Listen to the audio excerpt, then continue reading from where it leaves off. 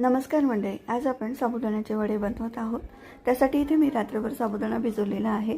त्यामध्ये मीडियम आकाराचे 2 बटाटे किसून घेतलेले आहेत। तर हे बटाटे उकडून किसून घेतलेत।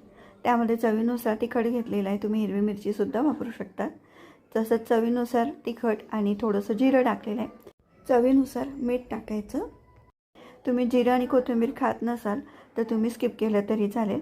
सर्व जिन्नस व्यवस्थित एकत्र करायचे। त्यामध्ये आवडीनुसार थोडे जाडसर कुटलेले शेंगदाणे जे भाजून घेतले होते आधी ते कुटून घेतलेले आहेत किंवा मिक्सरमध्ये तुम्ही बारीक करून घेऊ शकता। थोडे जाडसरच ठेवायचे।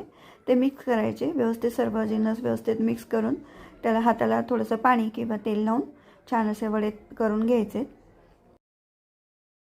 तर सर्व वडे पहिले बनवून घ्यायचे आणि मग तळायला घ्यायचे। तोपर्यंत तेलसुद्धा आपण तापायला ठेवायचं गॅसवरती।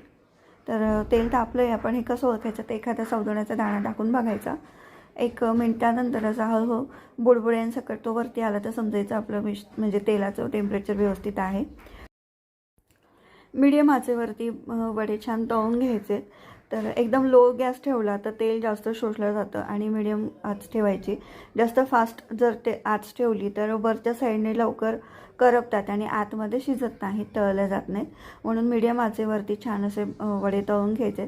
तर सुरुवातीला तेलामध्ये एक टाकायचा वडा, तो थोडासा बाजूने काठाने व्यवस्थित होत आला 1 मिनिटाने की मग दुसरा टाकायचा, म्हणजे ते एकमेकांना चिटकत नाहीत आणि व्यवस्थित आपल्याला ते असे तेलामध्ये पलटवता सुद्धा येतात झाऱ्याच्या साहाय्याने। तर असे छान वडे तळून घ्यायचे आहेत। छान क्रिस्पी खरपूस असे छान तळून घ्यायचे। ते इथे तिखट वापरल्यामुळे वड्यांचा कलर तुम्हाला डार्क दिसतोय। तुम्ही हिरवी मिरची वापरली तर इतका डार्क कलर नाही आहे, नॉर्मल असा छान गोल्डन क्रिस्पी कलर येतो।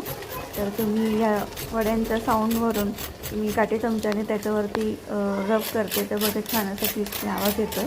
तर अशा पद्धतीने आज आपण क्रिस्पी साबुदाण्याचे वडे बनवलेले आहेत।